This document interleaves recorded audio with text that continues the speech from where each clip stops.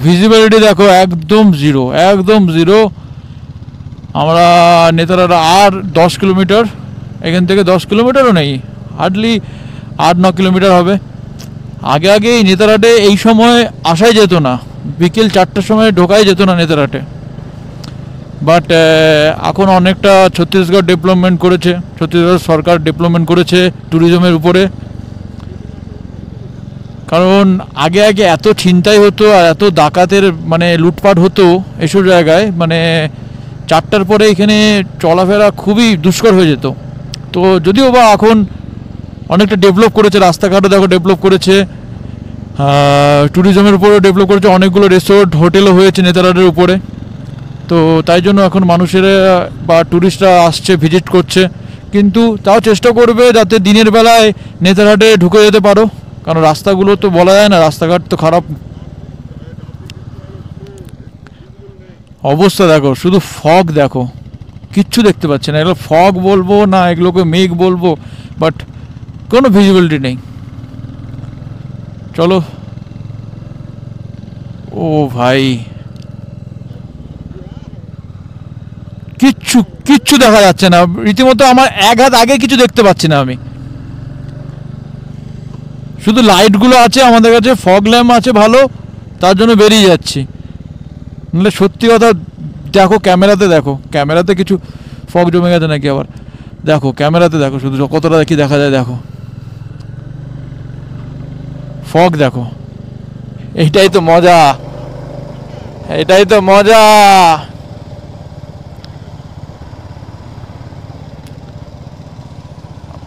ওটা কি রাইডার নাকি?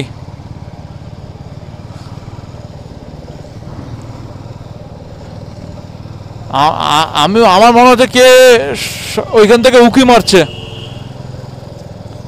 বন থেকে কে দাও উকি মারছে। এরাও ঘুরতে সেই তো এরাও অ্যাভেঞ্জার রাইডার চলে এসছে।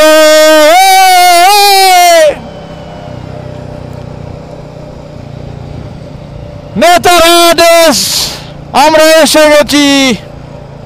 নেচার হিডেন লেভেল নাকি কি লেখা ছিল, ফুল জুয়েল, ওয়াও। চলো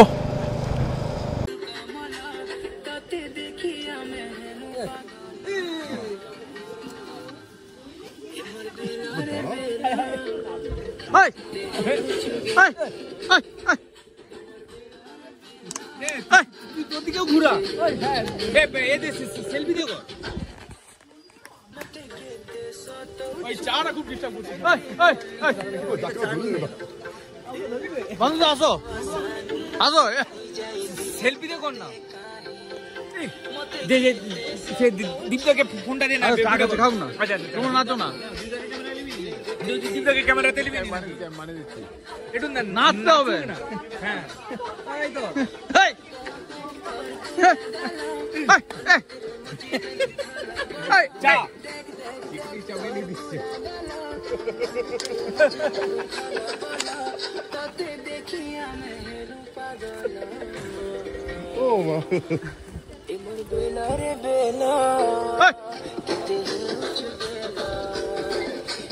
গেজকে সামনে দিয়ে দেখাতে হবে। কি একটা মনে হচ্ছে কমলা লাফালাফি করছে। তো বন্ধুরা আমরা মানে নেতারহাটে পৌঁছে গেছি। তো খুব বৃষ্টি বৃষ্টি হয়েছে, দেখো সব টেন্টু টেন্টু মিলিয়ে রেখেছি, সব রুমে টুমে আছি সবাই, আমরা আর বসে আছে। এখানে মালিশ চলছে, ওখানে হেয়ার ড্রায়ার দিয়ে সব শুকানো হচ্ছে। হান্টুদা হাই, বাদুরিদা হাই, গরিদা হাই, ঠিক আছে তো? তো এখানে একটা বড় রুম নেওয়া হয়েছে। এই রুমটা কস্ট পড়েছে 2200 টাকা, আর নিচে দুটো রুম নেওয়া হয়েছে, সেটা 1200 টাকা করে আছে। তো এইখানে সকালের ভিউটা হলে দেখাতে পারতাম, একদম লেকের অপোজিটে। লেকটা কতটা কি দেখা যাবে জানি না, বাট এখানে লেকটা রয়েছে। সকালে দেখাবো ভিউটা, মর্নিংয়ের ভিউটা। আদারওয়াইজ তো এখন নেতারহাটে আছি, সকালে এখান থেকে বাড়ির উদ্দেশ্যে বেরোবো। তো আজকে গাইস, তো আজকে আমাদের লাস্ট ডে বাড়ি ফেরার দিন। আর good morning with cup of tea. বাইরের ওয়েদারটা মানে বলে বোঝানোর মতো নয়, কী অবস্থা হয়ে আছে দেখো। সামনে লেকটা কালকে রাতে দেখাতে পারিনি, এইটা লেক, পুরো লেক এরিয়া, এটা পুরোটাই লেক, পুরোটাই লেক। আর এই হোটেল থেকে আমাদের লেকের এই ভিউটা আছে। মেনলি নেতারহাটটা একটা মালভূমি টাইপের, মানে পাহাড়ের উপরে একটা সমতল এরিয়া, ঠিক আছে। এবার একটু ওদিকে গেলে পাহাড় দেখতে পাবো, ওদিকে গেলে পাহাড়, মানে এই জায়গাটা খুব সমতল এরিয়া, ঠিক আছে। দ্যাটস ওয়াই এখানে দেখতে পাচ্ছ লেক ফেকগুলো কত সুন্দরভাবে রয়েছে, গ্রিনারি, খুব সুন্দর গ্রিনারিটা। ওইদিকে একটু জঙ্গলও আছে, ওই যে জঙ্গল আছে দেখতে পাচ্ছ। আর সকাল থেকে বৃষ্টি, ওয়েদার দেখছো কেমন হয়ে আছে, কী করে বেরোবো। সকাল থেকে অজর নয়নে এরকম বৃষ্টি হতেই আছে। তো এখন বাড়ি আমাদের এখান থেকে 520 কিলোমিটার আমাদের বাড়ি। তো আজকে পুরোটাই কভার করতে হবে এই বৃষ্টির মধ্যে। বৃষ্টি থেকেই আমরা ভয় পাচ্ছি, একটু থামছেও না, মানে নিম্নচাপে যে বৃষ্টি হয় না, বর্ষাকালে বৃষ্টি হয় না, নিম্নচাপে বৃষ্টি, নিম্নচাপ হয়ে আছে পুরো। আর বাড়িতেও কল করেছিলাম, বাড়িতেও সেম নিম্নচাপ হয়েছে। রাস্তাতে কী হয় কী হবে না জানি না, বাট বেরোতে হবে, দেখা যাক কতটা কি কভার করতে পারি। চলো দেখাচ্ছি।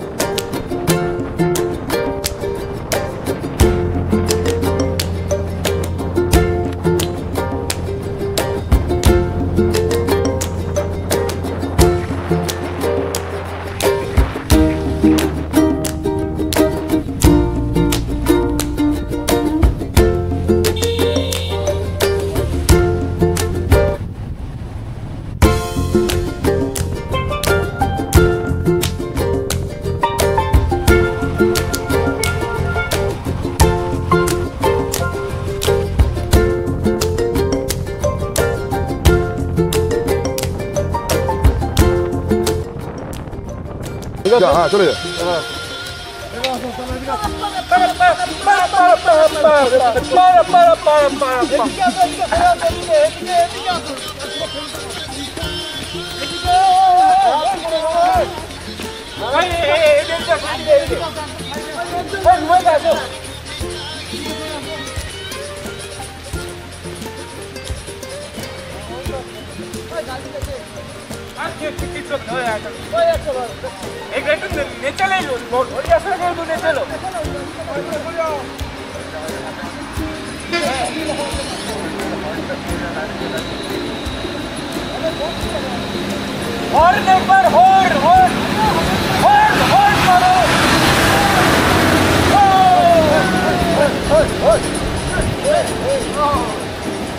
রাত থেকে নেমে আসার পরে একটা সুন্দর প্লেস পেয়েছি, দেখো কি সুন্দর লাগছে না। পিছনে পুরো নেতারহাটের পাহাড়, আর আমাদের পুরো রাইডারটা লাইন আপ করে দাঁড়িয়ে আছে, আর রাস্তা দেখো, আর এদিকে পুরো গ্রিনারি আর গ্রিনারি, আর ওদিকে দেখো মেঘগুলো পুরো পাহাড়ে ঠেকছে। সত্যি কথা বলতে এই রাস্তার কোনো বর্ণনা মুখে বোঝানো যায় না। আজকে হয়তো আমি অ্যাজ এ পিলিয়ন যাচ্ছি বা কিছু সময় আমি বাইক চালাচ্ছি, বাট এই রাস্তার যে অনুভূতি, এখন বৃষ্টি দেখো নেই, বাট মেঘলা ওয়েদার, ঠান্ডা মনোরম ওয়েদার, আর সাইডে এক কথায় বলতে গেলে রাস্তাগুলো এত সুন্দর আর বলে বোঝানোর মতো নয়। মানে এই রাস্তাতে কনস্ট্যান্ট আমরা 85 to 90 স্পিড মেনটেন করে ক্রুজ করছি। অসাধারণ ওয়েদারও আমাদের সাথ দিচ্ছে। এখন বৃষ্টিটা তুলনামূলক কম আছে। যাই হোক, আমরা এগিয়ে চলছি। তো আমাদের নেক্সট স্টপ দেবো আমরা একদম রাঁচি বাইপাসে।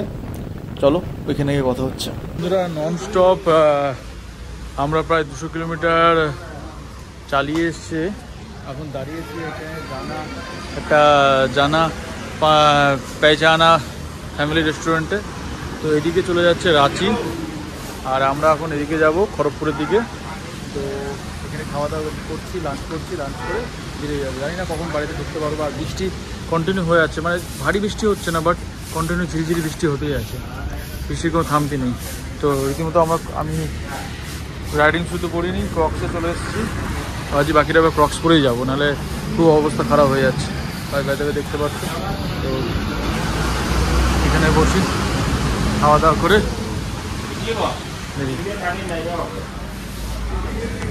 বলো দা, কি অবস্থা তোমার? গোয়াতে এসেছিলে নাকি? কি হবা তোর দিকে ঘোরা? আমি তো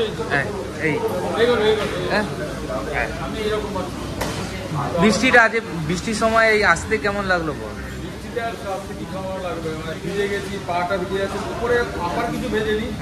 বাট রেইনকোট যেহেতু রেল লাইনার ছিল, বাট লোয়ার মিন্স পা জুতো একদম অবস্থা, জুতোতে মানে মাছ ছেড়ে বুটে নিশ্চয়ই অনেকটা জল ঢুকেছিল। জল মাছ ছাড়লে মাছ চলবে, চিনচিন করে চলবে। গৌরীদা কি হলো, ঝিমি পড়েছো কেন? ঘুম ধরে যাচ্ছে। বাকি এখানে সান্টুদা আছে, কাকু আছে। কাকু হাই করে দাও, কাকু হাই করে দাও, দাদা হাই করে দাও। চলো বাড়ি ঢুকতে হবে, তাড়াতাড়ি খেয়ে দিয়ে বেরিয়ে যেতে হবে, ফুস করে বেরিয়ে যাবো। চলো।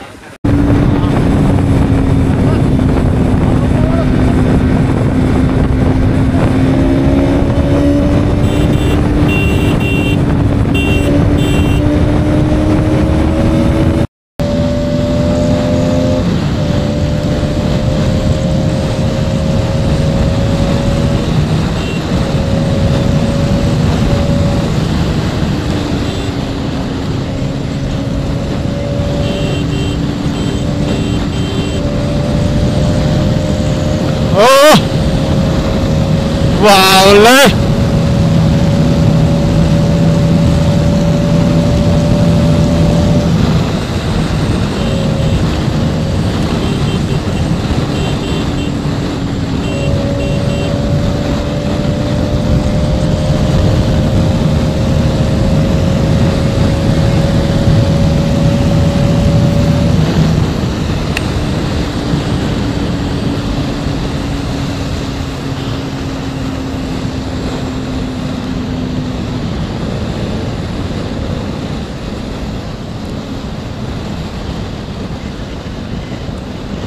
বেজ এই গাড়িটাকে টানতে পারেনি।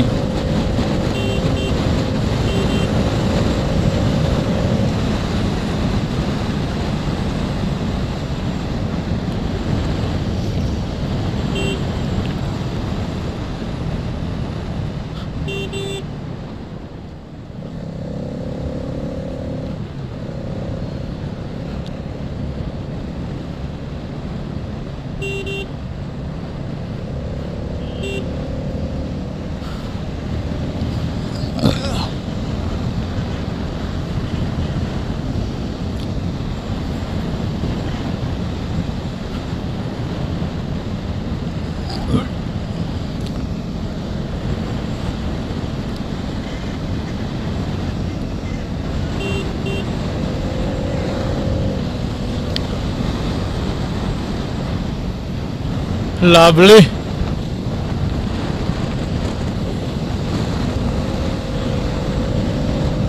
হ্যাঁ এই তো সামনে আছে, আসো।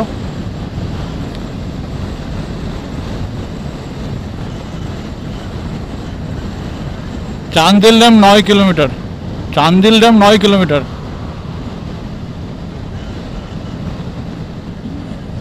আরে ড্যামটা 9 কিলোমিটার দেখাচ্ছে।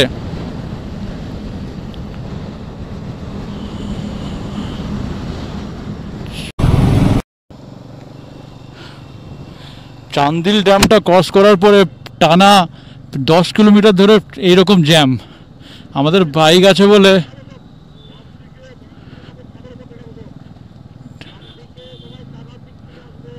বাম দিকে নামো, দেখো অবস্থা, দেখো কি জ্যাম লেগেছে।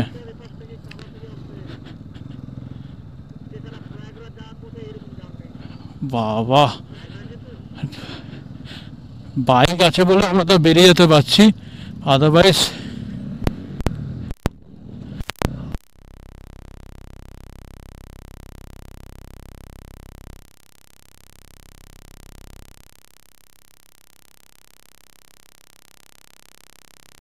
অ্যাকচুয়ালি হয়েছিলটা কি, এখানে লাইক মেনলি নিউ একটা ব্রিজ কনস্ট্রাকশন হচ্ছে, দ্যাটস ওয়াই এত জ্যাম লেগে গেছে, মানে সিঙ্গেল ওয়ে একদিকে ছাড়ছে আর একদিকে গাড়িকে হোল্ড করে রেখে দিচ্ছে। তো দ্যাটস ওয়াই ন্যারো রোড হওয়ার জন্য এখানে জ্যামটা বেশি হয়ে গেছে। আর দেখতে পাচ্ছ প্রচুরই জ্যাম, প্রায় অ্যারাউন্ড 6 থেকে 7 কিলোমিটার্স এই জ্যামটা ছিল। তো লাইক আজকে যদি আমরা গাড়িতে করে আসতাম তাহলে আমাদের প্রায় এখানে 2 থেকে 3 ঘন্টার কাছাকাছি তো আরামসে লেগে যেত, কারণ জ্যামটা দেখতেই পাচ্ছ কতটা বড়। আর বাইক থাকার কারণে আমরা সাইড থেকে ফাঁক থেকে বেরিয়ে যাচ্ছি খুব ইজিলি। তাও এখানে আমাদের অ্যারাউন্ড 30 মিনিটসের কাছাকাছি লাগছে। তো যাই হোক, আমরা এখান থেকে বেরিয়ে যেতে পারবো খুব ইজিলি, সেটাই মনে হচ্ছে। রাস্তা দেখো পুরো কাদা, মানে বাঁ দিকটা দেখতে পাচ্ছ পুরো কাদার উপরে যেতে হচ্ছে। তো ডিফিকাল্ট, এনএস নিয়ে করাটা তো খুবই ডিফিকাল্ট। তাও দেখা যাক কতটা কি করা যেতে পারে। যাই হোক,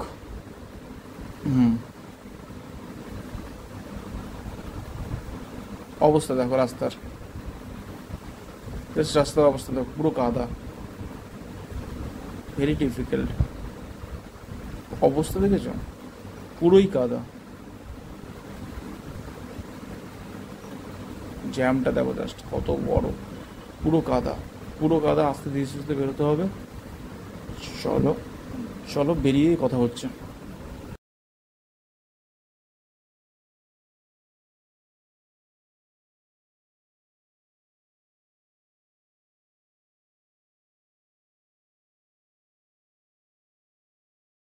প্রায় 20-25 মিনিট হয়ে গেছে, আমরা তাও এখানে জামে আটকে রয়েছি। যাই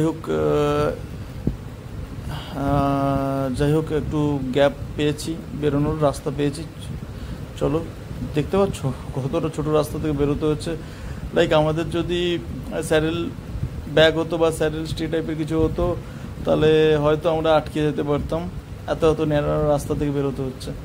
এই হলো বাইকের অ্যাডভান্টেজ, বাইক আছে বলে এটা কত ইজিলি আমরা বেরিয়ে যেতে পারি। দেখো 2টো লেনই ভর্তি করে দিয়েছে, দেখো ওদিক থেকে লেনে আসলে এদিক থেকে যারা আটকে পড়েছে তারা ওই লেন থেকেও যাচ্ছে। দেখো ও আলটিমেটলি এখানে দেখছো কি হয়েছে, এইখান থেকে রাস্তা পুরো ফাঁকা। চলো বেরিয়ে পড়ি।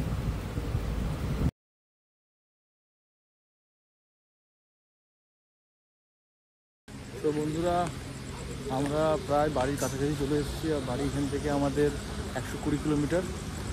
তো খড়গপুর এখান থেকে আর হার্ডলি 20 কিলোমিটার মতো আছে। তো আমাদের সঙ্গে আছে সুমন্তদার যে বাইক আছে, বাইকে যেহেতু টিউব টায়ার হিমালয়ান 411, তো টিউব টায়ার হওয়ার জন্য লিক হয়ে গেছে।